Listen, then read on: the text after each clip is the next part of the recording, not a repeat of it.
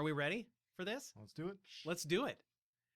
This is Character Crusade number 2.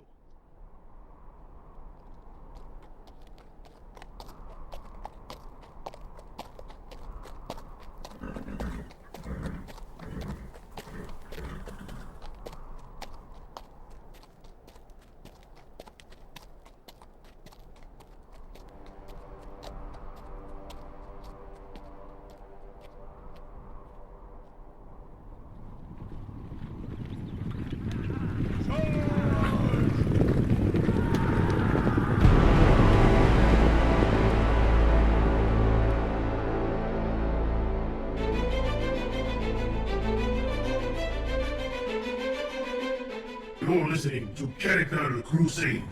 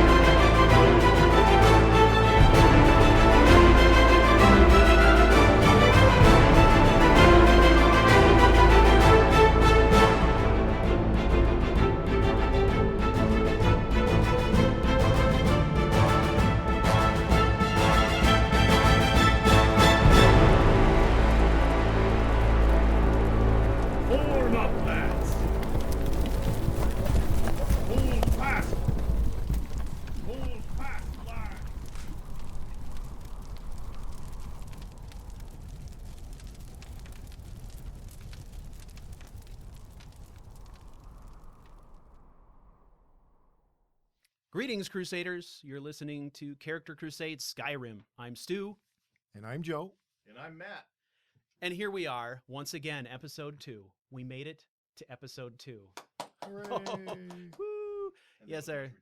that was our studio audience. Yes. Hold up the applause sign. So, now we're actually... The first episode was really us just kind of riffing on who we are and why the hell we're even doing this. Now we're actually getting into Character Crusade proper, if you will. This is going to be a more structured episode. We're going to actually talk about some stuff here that has to do with the game itself and how we're playing it. In the first episode, we alluded to the fact that Joe and I had created new characters, and we created those characters for the purpose of kind of highlighting on this show some character concepts that we want to review. We're going to follow these characters along through, I don't know, however many levels or until we get bored, right, Joe? Yeah, works for me. Works for Joe. If it works for Joe, it works for me. And so, okay, here's the problem. We said we were going to do this. We came up with this concept. We were talking on the phone as we often do at the end of the day on the way home from work, and we were going, what if we created new characters, different character concepts we haven't tried before, and see what we can make happen in Skyrim, and then we would talk about it in the show. And I was thinking, that's a great idea. I love that. And so here we are in episode 2, and I'm at level 45. So I got a little excited, and I played the crap out of that character. Bit of an overachiever, I think. Yeah. Well, yeah, overachiever is a nice way of saying that I'm a little bit OCD about this character. Yeah, Matt is reminding us that he's at level 0. That's okay, Matt. Right, yes. You have to start somewhere. You do Yes. have to Like start an somewhere. amoeba Yes. in the grand scheme of things. Yes, we call that goose egg or golden potato level. golden golden potato. You know what? I am of the mind, after the first episode, I'm of the mind that we could, on this podcast, single-handedly give the golden potato legs. We could make this guy rich. I'm sure he would be okay with that. 25% is all we're asking. Yeah. See, I misunderstood, though. When you said golden potato, I thought, oh, he's introducing Yukon gold potatoes into the love game. Yukon Gold. Exactly. I mean, I they're do. You gotta have something to love. That's a good place to they're just a start. little bit different, right, than your standard. But what I didn't realize, it was a single potato made of gold in the game that you would collect, and I was somewhat disappointed. I was looking for more variety in my potatoes, to be honest. Salt and vinegar. Yeah, Yeah. something, anything, mashed, smashed, boiled. You can get them baked in the game. I've seen them grilled Hmm. in the game. If you go, oh, where is it? Ambershade Mine. They're grilling leeks and potatoes in there. Wow. So, but See, I've never this seen is the Yukon kind of Gold. information that you wouldn't normally get. Yeah, see, this is what I'm saying. Deep dive. Mash them, bake them, boil them in a stew. Yeah. How does that go? I'm not sure if that's quite right, but something like that. So, anywho, we're going to talk today about our characters. So, let's dive right in.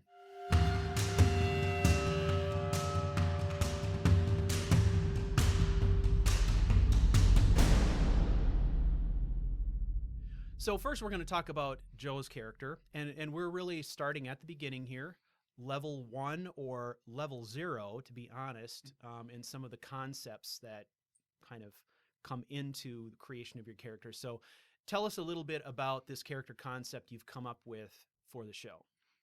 All right, so I kind of started with the battle mage idea, Uh-huh. but I didn't want a battle mage, so I thought let's see if we can mix it up a little bit, and we'll do kind of like almost like a battle cleric, or Okay. on that note. Mm-hmm. So backing off of that offensive destruction category type of magic, Okay.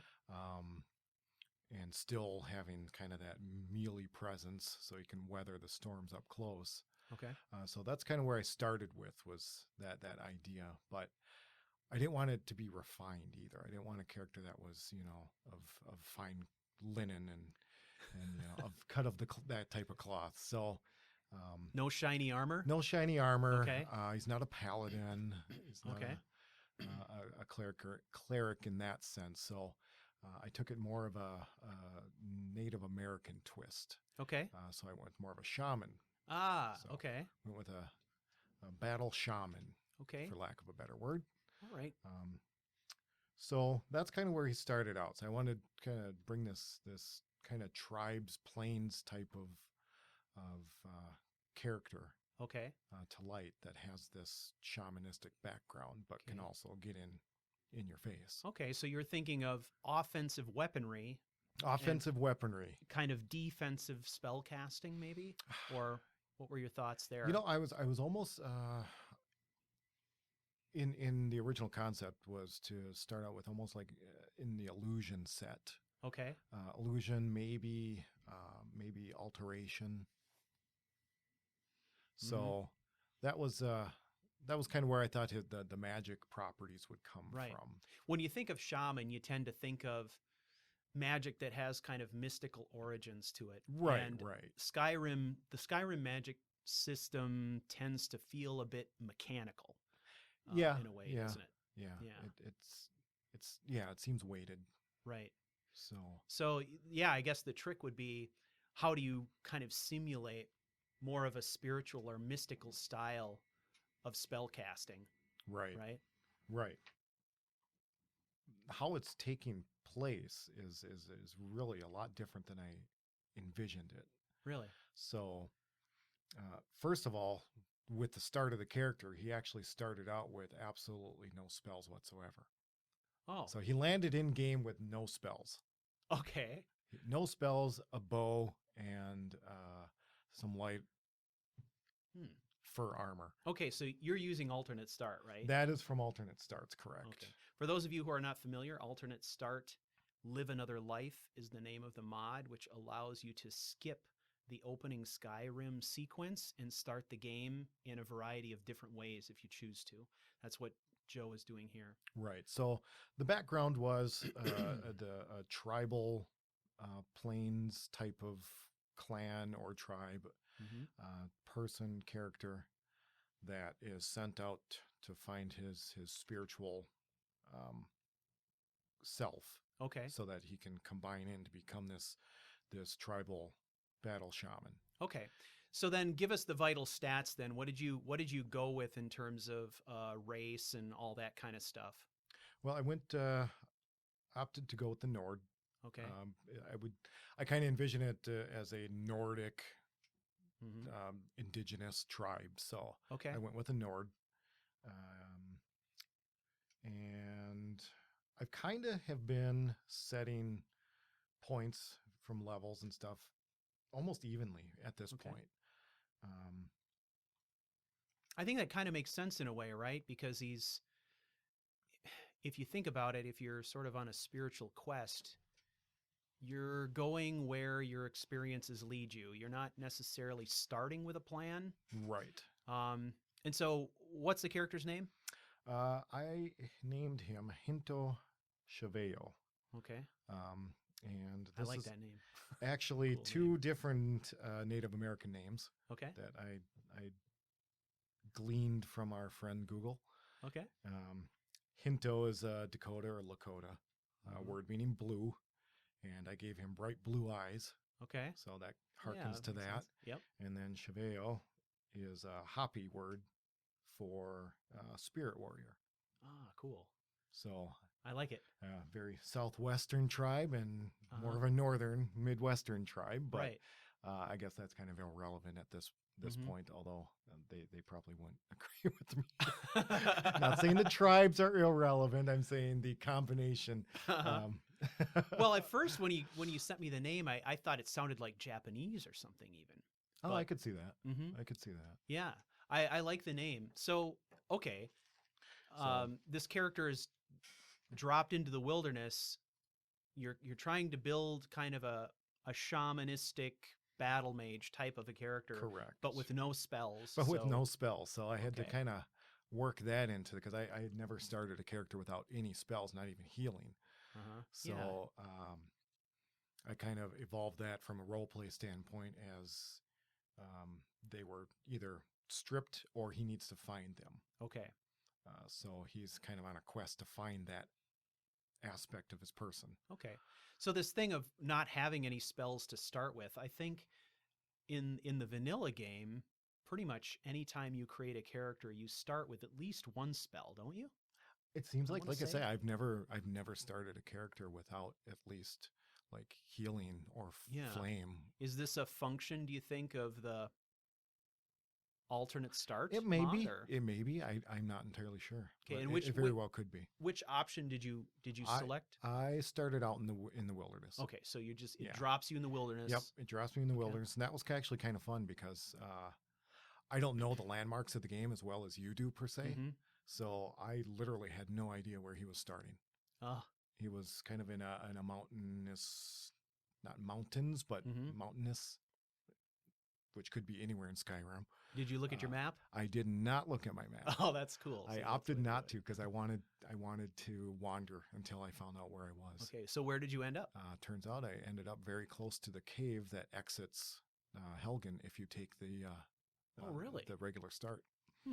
That's interesting. I wouldn't have guessed that would. I would have thought, since it's alternate start, that they would have put you in just the most remote corner of Skyrim possible. But Yeah, and then I haven't looked the mod up much Mhm. to see if maybe it randomly places you. I don't know. Oh, It I could don't know. maybe it could. I don't know, but this is Maybe. where it plunked me down. So Huh. I had to wander around a little bit to find out where I was, Uh-huh. and that's when I entered the cave actually, and Okay. came across what's his name, the Imperial. Oh yeah. I forget his Yeah, name. yeah. So he was the first one I came across. So he's the first one I saved. Oh, okay. So I like that. So even at that stage, that makes a lot of sense, right? At that stage, you're not thinking about any of the future quest lines. You're not picking a side. You're helping Right. someone in need. correct. And you're helping the first Yep. person that you see, not necessarily knowing that deeper in the cave there's another victim. Right. Because Right. once So- I got to okay. him, I left the cave with him. So Oh, okay. I Interesting. didn't. Well, it said it was crumbling, so I had Well, to get yeah. out. They kind of they kind of inject a little artificial urgency there, but right. it does have an impact on your psychology when you're in Right, there. That right. it's like, oh, I got to get out. It's rumbling, it's shaking. This feels uncomfortable. I better run. Right. So, okay. So that's kind of where he's started out. So. All right. So then, what was your first course of action then? What did you elect to do? Did you interact with that individual and kind of go to Riverwood or go your own way, or what did you do? Yes, no, actually I did. I went to Riverwood with him. I passed the Standing Stone along the way. Mhm. I believe I selected at that time well, my initial reaction was to select the wizard, The Mage the Stone. Mage huh? Stone. And then Even with no spells. even with no spells, because that was the point of being out. Yeah, right. We're finding our spiritual selves here. Uh-huh. But then I rethought and chose the Warrior Stone Okay. before 'Cause- I left. Okay. Because the warrior is what? That's something that resonates with him at the moment? Or Yeah, in part, and I think yeah. Okay. So when you're role playing this character, when you're thinking through how he's making choices, are you coming at this from the idea that he knows he's on a quest to become a shaman, or he's on a quest that may lead him to become one, but he doesn't know he's on that path? Or how you doing No, that? the former. Okay. He- Okay. He's in this land out on his own to Okay. gain that status. Okay. That's why he was put forth. Okay. So So he knows what he's after vaguely. He just thinks doesn't he know. knows the end Okay. result. He Okay. thinks he knows what he's supposed to Okay. be doing or what he's supposed to be looking for. All right. But even at this point, level 16 at this particular juncture, Mm-hmm. that's actually changed quite a bit. Right. That thought process. All right. So he's hit a couple interesting forks in the road that I don't think, from a character point of view, he was expecting. Okay. So you made the trip to Riverwood, Made the trip to Riverwood. kind of got introduced to things there. Now I'm assuming Yep.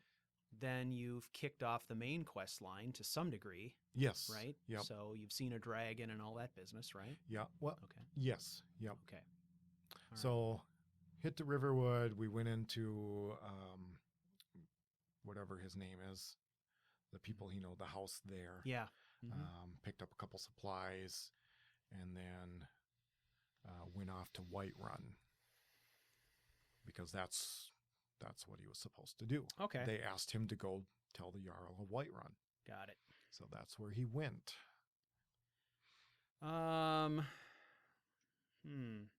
I was going to take a quick look and see if I could quickly look up that character's name. I don't know why. It should be on the tip of my tongue. Yeah, but it yeah, is and not. if we can't find it, we can definitely post it. But Yeah. But okay. so went to Whiterun. On his way to Whiterun, he actually met a small group of companions that hang out Right. near the mill in between, some of the houses along the road there. So Slaying giants, is that what they were doing, or what was at this going on particular there? time, no, they were Really? just in a group. Yeah, they were just Huh. hanging out by the stone walls there across from the city. Huh. So I- no, they weren't, because usually you're kinda right. They surprising. usually do go out to slay giants. Yeah, but- usually when you're first introduced to the companions, you find them kind of in that farmstead there, right. confronting a giant. Yeah, and they were in the farmstead, but there was no giant. So, Interesting. Okay. that's where the companions came into. Okay. This character being a tribal spiritual type of character, found the companion idea of quite a lot of interest. Okay. So kind of that totem animal, if you will. Oh, the with wolf. the wolf. Okay. So at that point, he bypassed or opted not to go visit the Jarl quite yet and went to the Okay. companions. Right. Okay. Well, you know what? I mean, that's what a spiritual quest is supposed to be, right? The vision quest, right? Right, Where right. you're So you're we following that vision. You're not doing other Right. people's bidding. Right, and words, that's kind of how I role played Mhm. it off. Is he's had this vision, and it included this totem animal, this Okay. wolf, and the companions seemed to fit nicely into that. So All right. that's where he went. So he's kind of in the mix of doing some companion quests right now. He hasn't completed the companion quest, but he's done a couple of them. He's kicked it off, obviously, in some of the side quests. Okay. Sounds good. So I'm So- guessing in the next episode, we'll hear a little bit more about Hinto's interaction with the companions Mhm. and some of the things that are going on there, kind of driving you down that path a little bit more of this spiritual journey, right? Right. So, okay, cool. Yeah. So more to come on that. All right. And so let's hear about what you've got going. Who do you got going?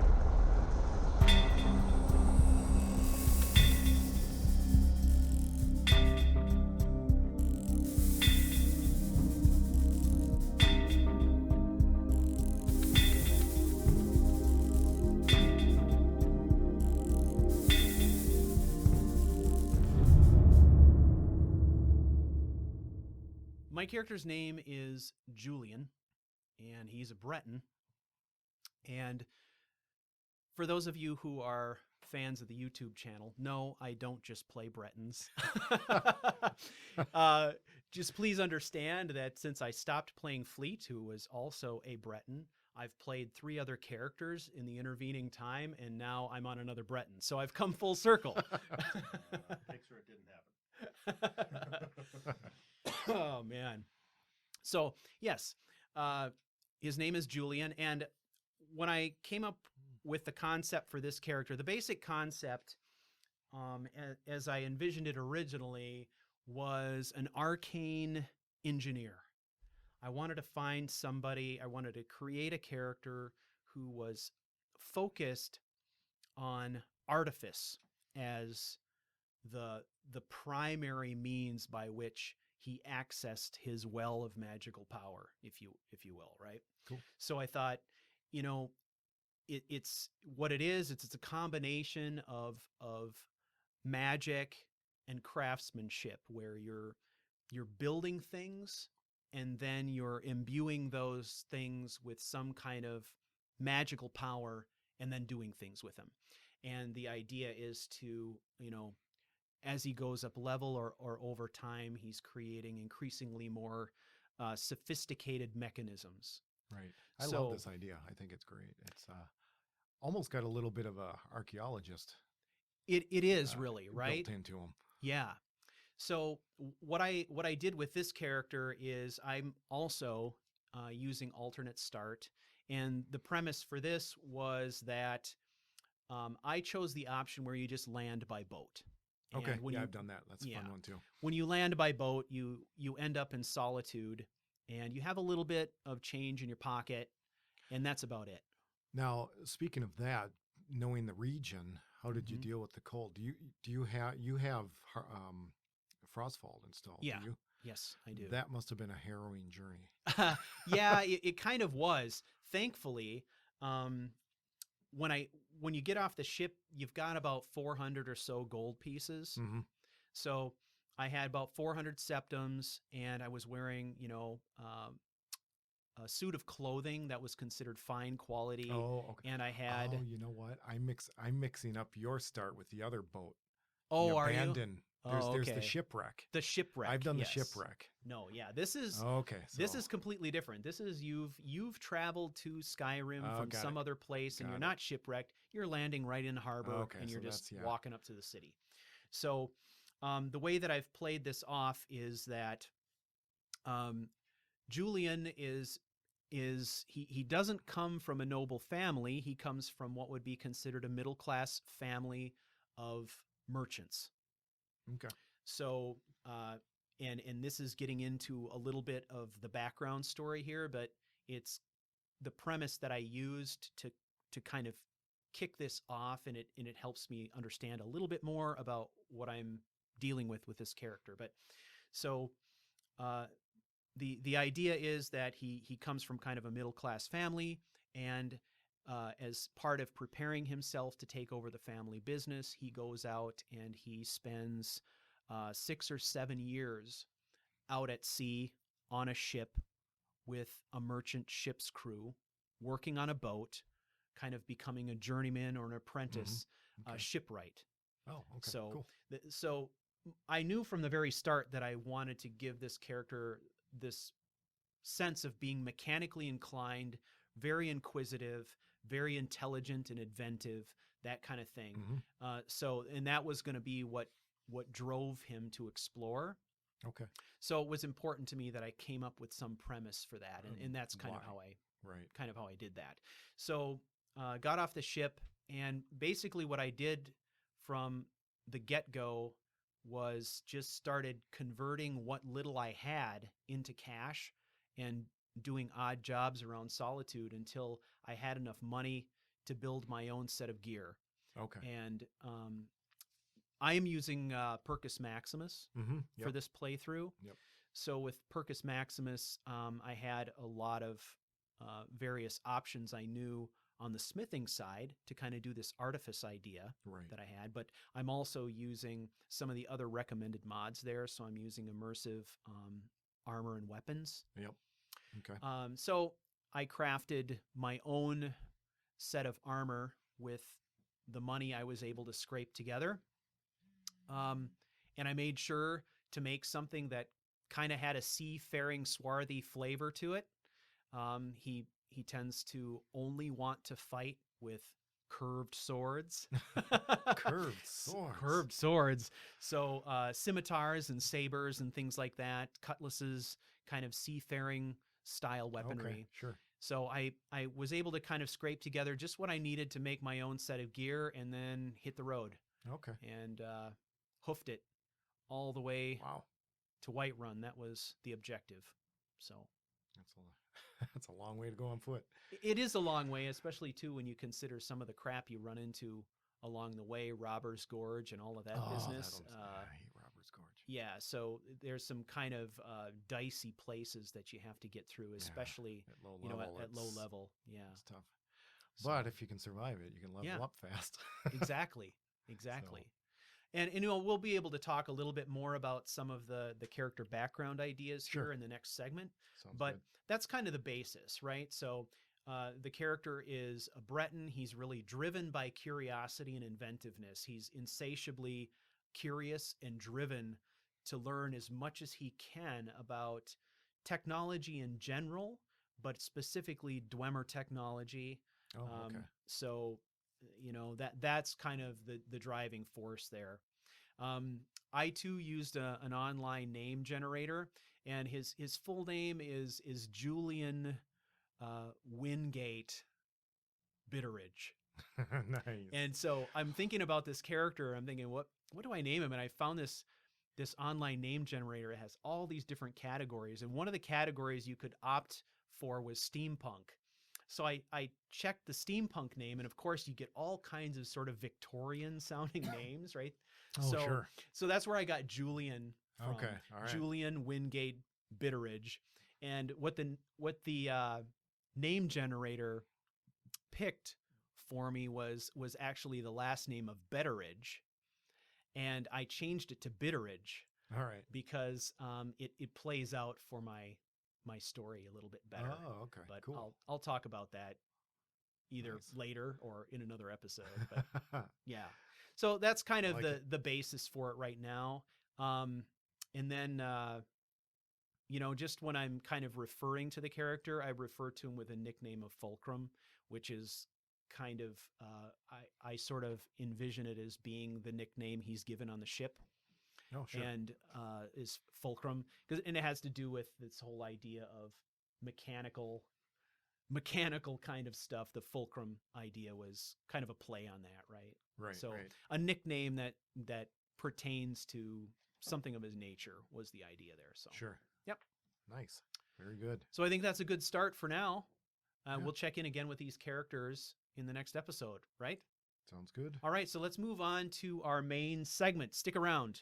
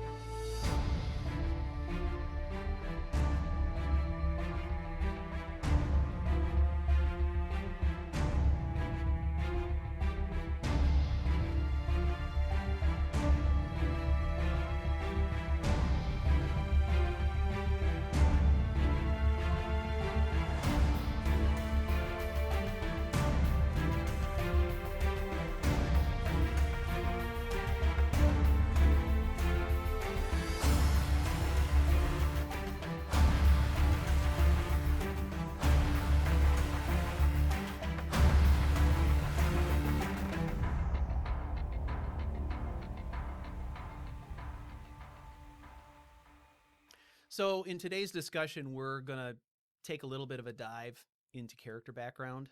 Okay. I think, you know, those of us who are into role play talk about character background, and I think there's probably a lot of differing opinions about how you do that, why you would do it, right? Right. Um, Right. I think there's probably as many reasons why as there are players, but I thought it would be helpful to talk about some of the things that we've done, and for those listeners who are thinking about taking a dive into a new playthrough, Mm-hmm. maybe they get a nugget out of this discussion they can use, right? Sure. All right. Well, So, I mean, I know, you know, as a role player, you're often thinking about character background, but I don't know how you do it. I mean, if you go, you know, to the extent of actually writing things down, or what your approach is. a lot of times I will. Yeah? Actually. And I'll write it down the old-fashioned way, pen and paper. Mm-hmm. I'll just start jotting ideas down on Mm-hmm. notepads and pencil, and Yeah. then as I kind of get that draft finished up, then I'll scratch my head trying to read my own writing, and I'll revise it. And Yeah. sadly, my writing is that bad. But Uh-huh. no, I do. I more often than not will Mhm. write it down, just because it helps me visualize, and in the act of actually putting it down, Mm-hmm. generate other ideas, or Mm-hmm. take two ideas and give me a way to bring them together. That's really cool. I do that sometimes as well, but not always. Sometimes, you know, you may write it down not with the intent of coming back and rereading it later, but just the act of writing it down kind of solidifies it right. in your mind. It Yep. clarifies what it is you're trying to do. Right. So then I would imagine that are there certain points of the game where you refer back to your character background, at least subconsciously, where you're thinking about was my original thought, so what should I do in this moment or with this choice? Yeah. Mhm. I wouldn't say that I dig out the notepad and Mhm. reread, Mhm. but you're right. I think it does help me, Yeah. as you say, on a subconscious level, to Mhm. uh, make a decision one way or another in game. Okay. So, So did you do that with Hinto this I time have, around? Or- I did. okay. I did. I didn't spend a lot of time physically writing it down. Mhm. Although at this point, I may revisit that and actually put it down Right. in a more formatted way. Mhm. I personally like to have that storyline. For me, that's as much fun in creating Mhm. the character as anything. Yeah, for sure. Um, I think that it does a couple of different things. I think most obviously it can help you flesh out what those things were in a character's background mhm. that might influence their decision-making process Right. today. Yep. Right? Mhm. That would be probably the most obvious reason to do it. Right. But I think the other thing that it does is it helps you to capture in your mind what's going on with this character when they're having an interaction. Like you can, even though you can't hear their voice, even though they're the silent protagonist, like we Right. talked about in Yep. episode 1, you can sort of visualize in your head what their reactions might be. Right. Right. Right. And I think to me, that's what really helps the game come alive. I mean, Well, yeah, and from a starting point, it's nice to have that background development, or at least started with an outline, if nothing else, mhm, because you've got a lone character. mhm. Why and how did they get Yeah. there, wherever Exactly. there is? And without the background, it's hard to envision that. So Yeah. you've got that background, you've got the outline, you've got a reason for their being, Mhm. and at least starting out moving forward, it helps give you a direction that you might not otherwise have. Otherwise, you're just going off and checking boxes off of quest lines. Absolutely. Yeah, I completely agree with that. You know, what I think is interesting though is as an experiment, there's like 100 different ways you could do this, and what I've done in the past is I've written down, a page or two sometimes about what is driving this character, what's the deal, right? And in other cases, it's been simply a paragraph, and that's really it. Right. With my current character, Julian, I haven't written anything down at all. Okay. But what I have in terms of a character background in this particular case is I thought of little vignettes. There's vignettes from his past that I imagine, right? Right. That help frame up who he is as a person. Mm-hmm. One example is, here's a vignette. His name is Julian Wingate Bitteridge. Well, I have this vision of his parents being fairly successful merchants with a penchant for exploration to the point of excess. And I picture his parents also being a bit narcissistic. So he's the only child, and his mother's name is Julia, and his father's name is Wingate. And they have one child, and they give him both their names, right? Right. So he's Julian Wingate Bitteridge. And so I have this vignette in my head of who his parents were, a bit narcissistic, right? A bit into themselves. They have one child and they give him these names that are their names, right? So that automatically I have a picture in my head of what that means, what his family might be like a little bit, right? Right. And cold from the sounds of it. Maybe so, or maybe really, really loving.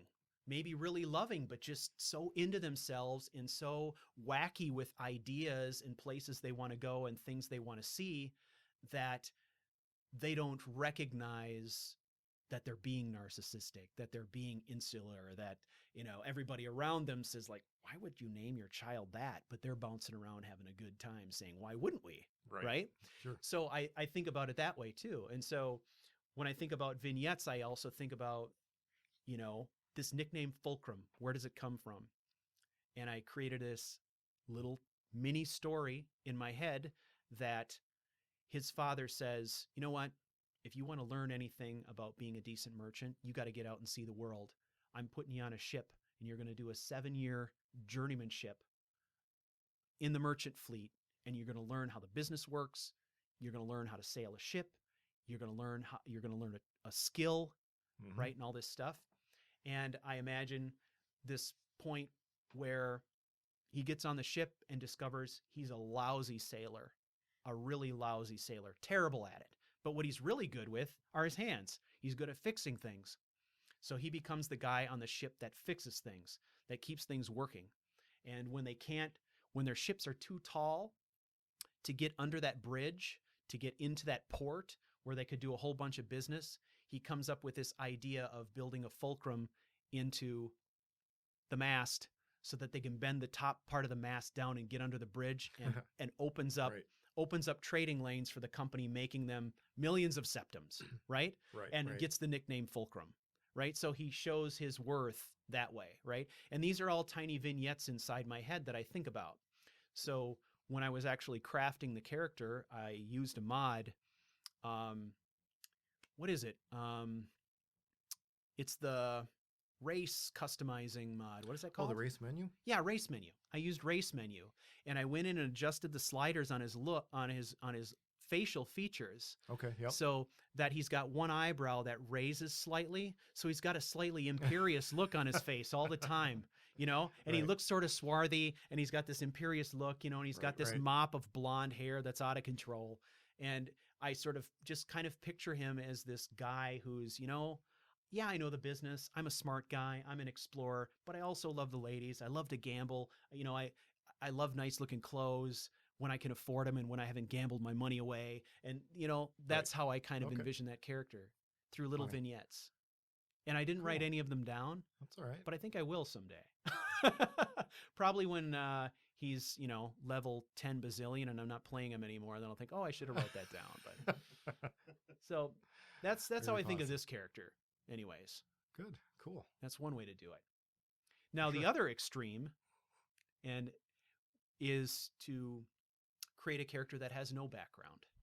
Right. No background whatsoever. So how do you do that? A blank slate. Yeah, I know, right? Well, one idea is to create a character that just really is kind of a missing link.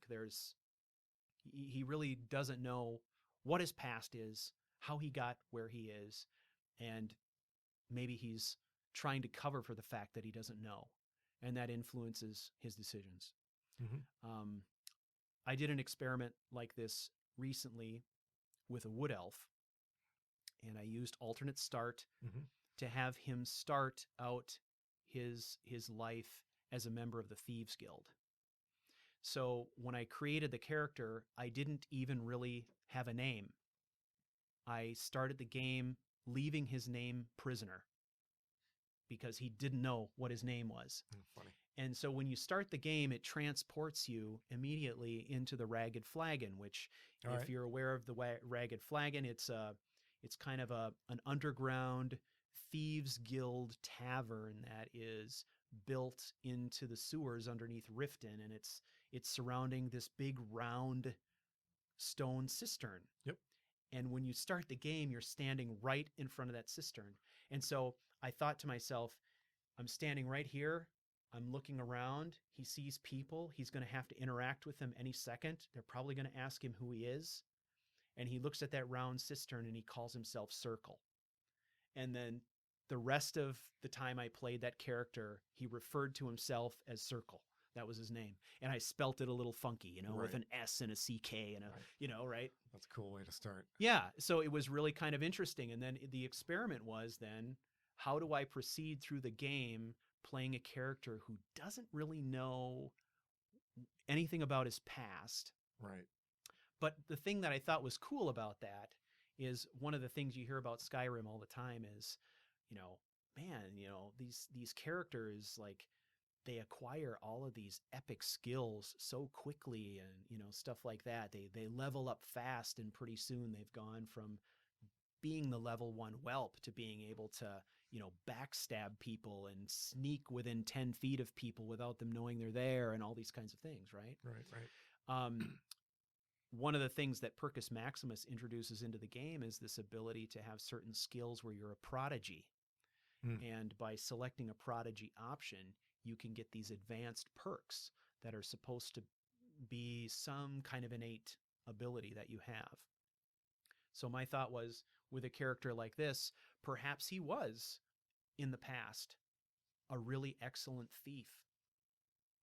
But somewhere along the line, all of his memories were erased, and by extension, some of his skills. And now these skills are coming back to him, but they're coming back quickly because they were skills he had in a previous life, and he's starting to recall them.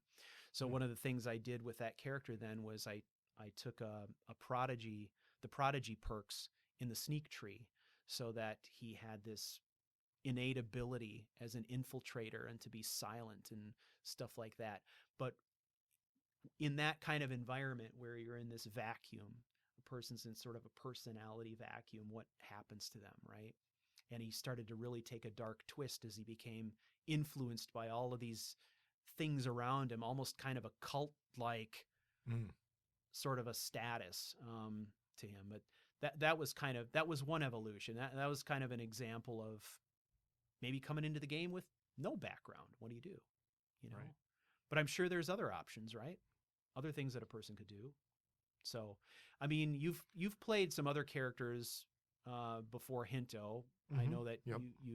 you've gone down the Nord Road before, but you've also played an orc, right? Yes. Yep. That So was what did one you of do my there? first characters.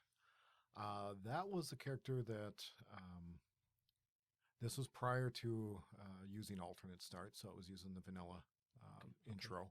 Okay. So his background was starting out with like an orc party, a raiding party of some sort, crossing boundaries. Maybe if I remember correctly, it's been a while now. So I believe they were like a small scouting party that went out, and when they came back, their entire party had been wiped out. Okay.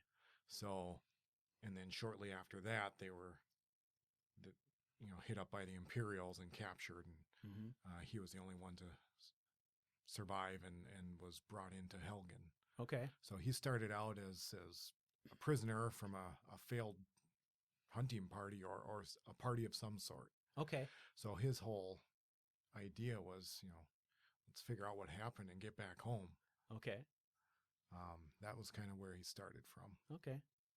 Now, with that character, did you write that background down, or was that kind of embedded in your brain throughout your role play? Or A little bit of both. I jotted the ideas down, but I didn't really flesh them out in great detail. I kind of built them up as I went. What made sense at the time. Yeah. So I mean, the game kind of opens different avenues for you. So what you thought might not come to fruition, and something completely different does. Yeah, absolutely. I think I've seen people go a lot of different routes with this. I know some folks like to write their background as a narrative, like as if it were being read from a novel. Right. Right. A chapter from a novel that kind of describes through an encounter or an experience Right. who this person is. Now, have you ever done anything from like a journal perspective? Well, we saw that happen with Fleet, obviously. Oh, true. Yes.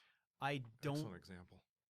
think I did make his background in some sense available to people. They could look at it, but there wasn't a lot there. Right. For me, in that particular case, I was trying to preserve the mystery for the viewers and reveal his background over time through journal entries, letters, and flashbacks. That was the point of that exercise, right? Yep. But I think one of the things that's intrigued me, and that I've considered doing this for my current playthrough, is using the mod Taking Notes, the Dragonborn Journal. Oh, it's okay. It's a mod. With that one. Yeah, it's a mod that you can install in Skyrim that will allow you to pull up a journal in game and actually write in your journal as you're playing. Oh, that's kind of neat. In the environment, right? So you could actually be writing journal entries in character. And for Fulcrum, I thought, boy, as a guy who's really invested in Dwemer technology, I could see him having a notebook in his satchel all the time where he's doing drawings and writing notes of things he finds. And, note to self, there was at the bottom of Mazark or whatever it is, there's this strange door that has a spherical key, must find key, that kind of thing. Right. Those kinds of notes. Yeah. That lends itself really well to that character. Yeah. Now for Hinto, that wouldn't make sense. Right. He's not really a type of character that would keep a journal. Right. If he really even knows how to write, to be honest. Well, that's true. Now in game, you're going to come across books and journals. So, I mean, it's implied that you can read, but it's kind of a tough mechanic to get around. Well, that would be interesting, though. But how could you play an illiterate Skyrim character? I mean, by rights, he really probably should not know how to read outside of maybe some runes or something on that order. Well, your character concept for him, the background is that he's a Nord. He is but a Nord. He comes from some sort of a fringe tribal type of culture, right? Correct. Okay. Kind of a nomadic tribal culture, say something akin to like, the Ojibwe or something on that. Okay. If you want to go comparisons to real life. Okay. So what we will know, of course, is that we know there's one language he can read for sure. The dragon language, right? So good point. Yes. And that he can read magically. It's magical.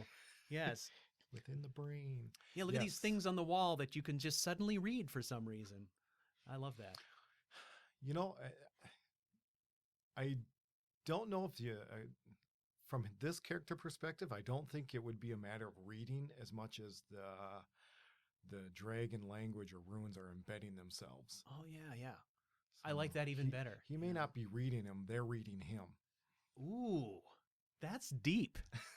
Deep dive. My friends, that was a deep dive. Deep dive by Joe. By Joe, yes. Joe's deep dive. That's awesome. So, and that would be a lot more fitting of the character. Oh, coming from that background, looking on Sure. the spiritual journey and seeing where it takes them. yeah. My head is just spinning after that. Seriously, that was awesome. I know. Joe just blew my mind. I love that. It All right. was so deep, my head is completely. Awesome. Yeah. Value When I get add. to bed, I gotta go. No, I really like that concept though. Yeah, yeah, you sort of always get this impression, right? That oh, you see these things on a wall and you read them and they, impart some magical power on you. But I love this whole reversal idea where instead of the character choosing to read these, the power or the force or whatever it is, this magical thing has selected you Right. and it's reading you. Right. I- Well, if you It's crazy. if you I want never to thought take about it, I that. mean, if you have characters with followers, how many followers have brushed up close to a dragon wall, Mm-hmm. and how many followers have been able to read the dragon Mm-hmm. writing on that wall? Mm-hmm. So obviously, the wall hasn't chosen them. Right. Oh yeah, I love it. So, I love it. Well, more deep thoughts. more deep thoughts. Yeah. I would suggest that that's even deeper than this whole concept of the fancy barrow claw doors not being designed to keep people out, but to keep evil in. You know, Oh, but when you hear that in game at first, you're like, oh yeah, ooh. That has a whole different flavor, right? Like, Oh, for sure. here's this door with a lock on it to keep me out. No, No. it's to keep whatever's in from coming out, and like, Right. oh, maybe I don't want to go in there. right. Maybe that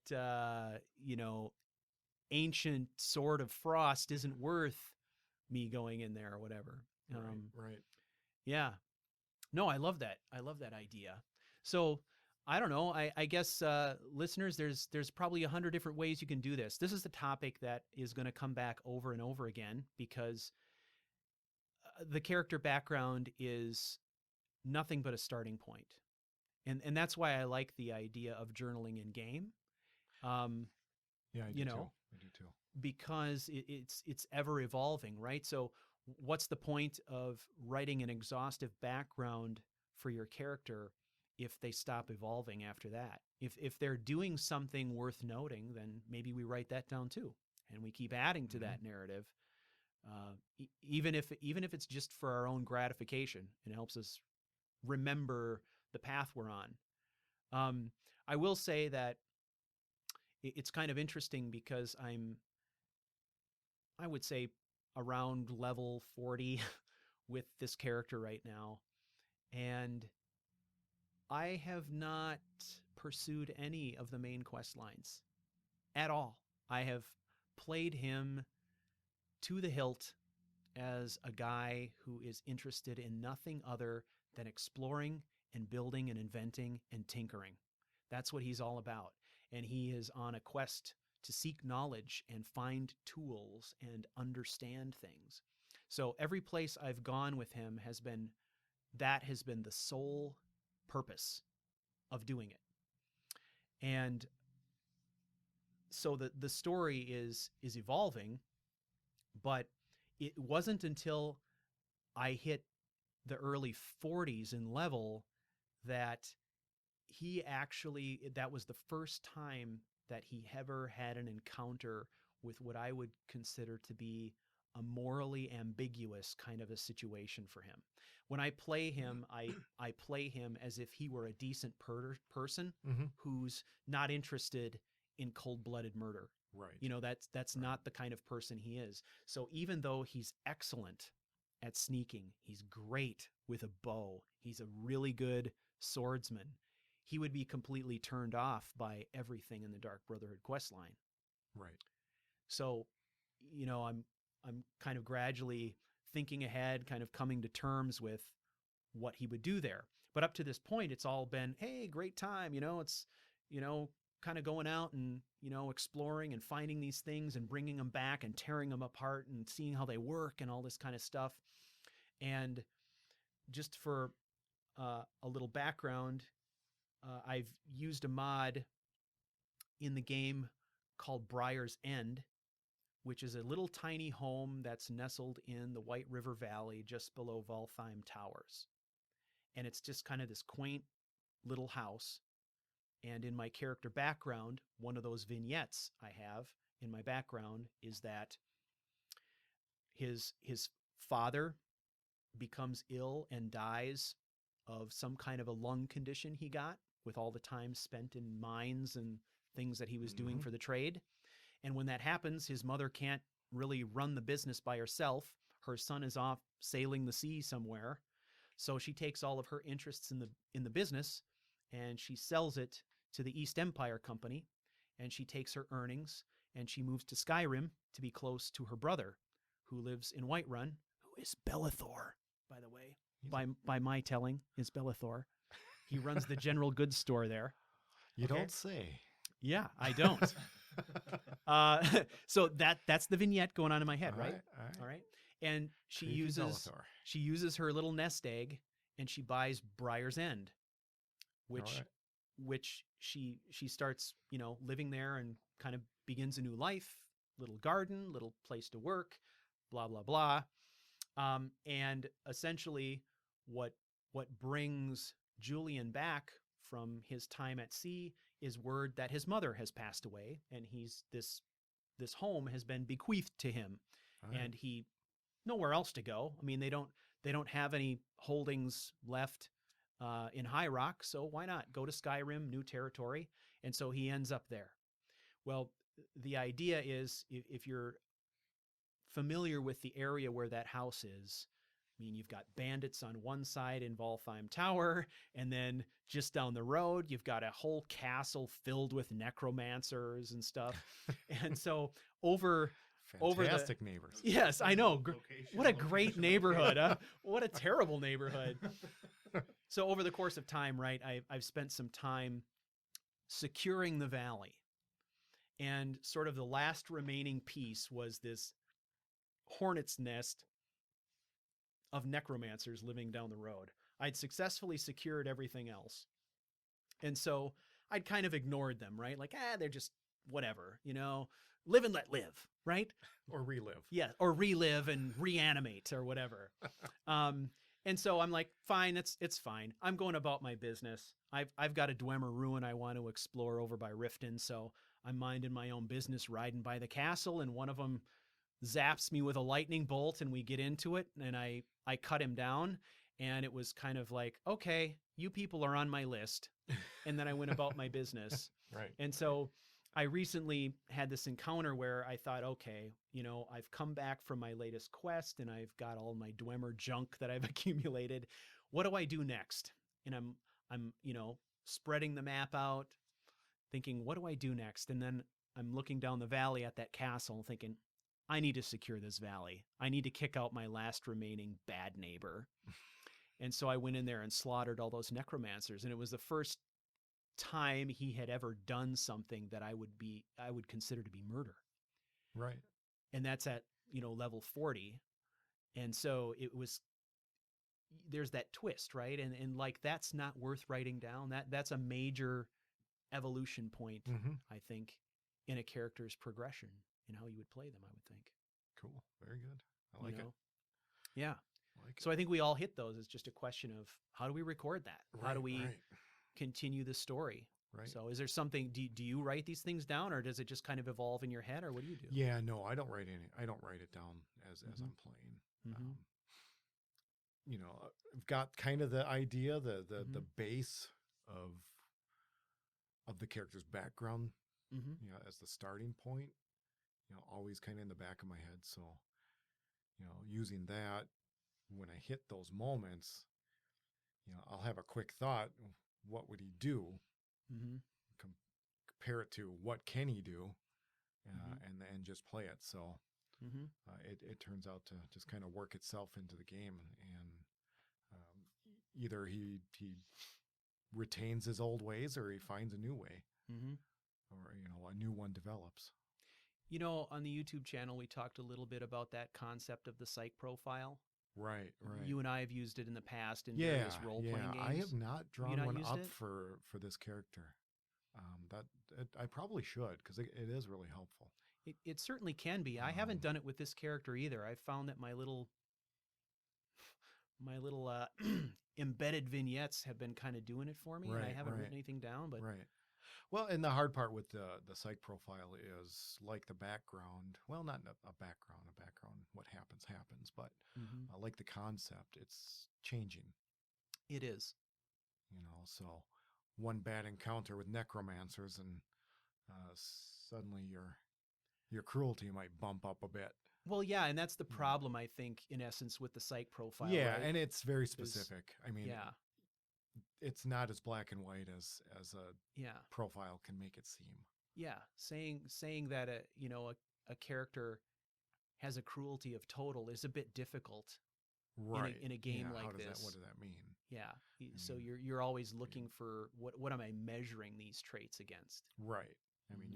you're giving orphans coins as you pass by and killing necromancers. What is that? How cruel are you? Yeah. You know, Yeah, exactly. How do you pin a value to that? Yeah, exactly. And that's one of the things that I discovered while doing that Let's Play is Sure. the flaws in the psych profile Right. system, the difficulty, because when you create it the first time, you have to have, what am I measuring these traits against?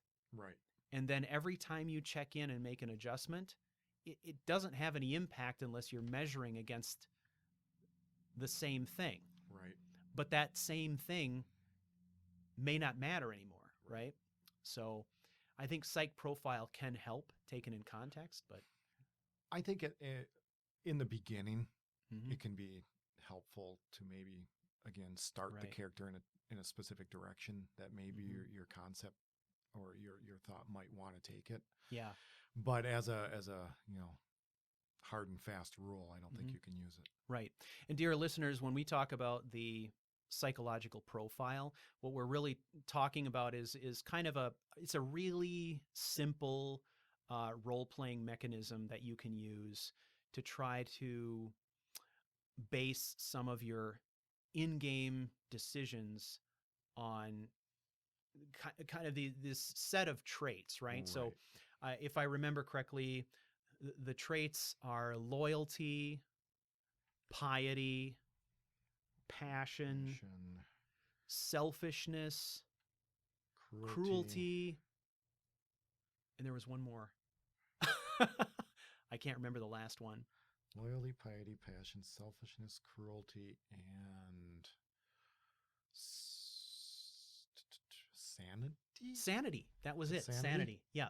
So you've got these 6 traits, and what you're doing is you're assigning a value to each one of those traits. Basically, high to low to total. Yes. Kind of thing. Yeah, I think it's none, Low, some, high, total. Right. And what that is supposed to do is serve as kind of a measuring stick for you as you play a character. So if you have a character who is high selfishness, well, maybe it makes sense that they're a pickpocket or they're a con man, or that could manifest itself in another way, right? Maybe Right. they're completely self-serving. Right. And then you can imagine the sort of character that you might have if you had a character with, say, a combination of traits of a high selfishness and a high cruelty, Right. for example, right? Right. Right. So it's a tool that you can use to sort out how your character might respond in a particular situation. The basic flaw with the system, however, is that your cruelty can vary, for example, like we were just discussing, based on other Situation. things, Yeah. based on a I situation. mean, all these can be so Yeah. situational that it's Yeah. really impossible Yeah, to pin a single value. exactly. People are more complicated than what this Right, system right, allows right. for. So how do you classify the individual who gives money and food to orphans, but kills necromancers in cold blood because there's something about those individuals that he or she doesn't like? Right. How do you classify that person? And at what point does it just become Right. either too many flavors of psych profile, or you have a single profile that's so generalized it's not even useful anymore. Yeah. You know? No, it can be a helpful tool to start with, but I certainly don't Yeah. see it as one that follows you. Yep. I think that's why we stopped revisiting it Yeah. on the YouTube channel with Right. with Fleet's story, is because it just became ineffectual, Just too cumbersome. simplistic. Yeah, Too simplistic for a complex personality. So, for sure. well, this has been an awesome discussion. You know, if you're interested in supporting Character Crusade, if some of the things we're talking about resonate with you, feel free to do that. You can check us out on YouTube. You can give us a rating on iTunes. That's always good. Bumps us up the charts just a little bit. You can also go to charactercrusade.com and you can leave us some feedback. Send us your character roleplay quandaries, and we may talk about those on air. In addition to that, from the website, charactercrusade.com, you can also check out our Patreon page, and you can contribute some recurring income, even $1 a month. A measly $1 a month. You can't imagine how big a difference that could make for us, because we reinvest that in the show and the things that we bring to you. The other way that you can support us is just listen and tell a friend. We enjoy all the support and any feedback that we get. And that brings us, dear listener, to the end of another episode. A big shout out to Matt Kelly for production support and Media Savvy. We would also like to thank fans of the show and our YouTube channel for your faithful support and continued encouragement. You can contact us through the website. And until next week, remember, it's not about the objective, it's about the journey. So go forth and experience.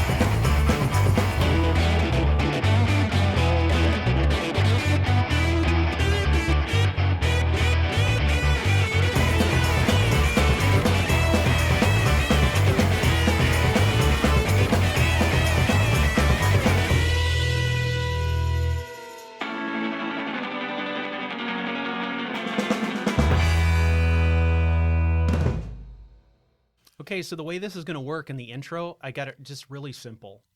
So basically, I'm gonna say, you know, greetings, Crusaders.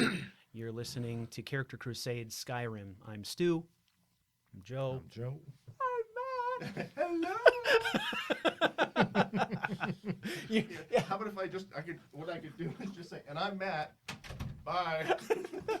You know, it's like when you listen to a radio show and there's the producer who's in the booth and you hear his voice every once in a while when he says there's a psycho on line 1 or something like that. That's what that is. Well, you've asked a very existential question. Is profit really the reason we're here? And she looked at me and she's like, wow, you really get it. I said, no, I don't really get it. I'm 42 and I've been asked that question a lot in my life. And I said, sometimes it isn't about money. Sometimes it's about just doing something you enjoy. I said, and if you think that you can look back when you're in your 70s or 80s and figure out how many minutes you gave away for that stupid dollar bill, what would you have rather done?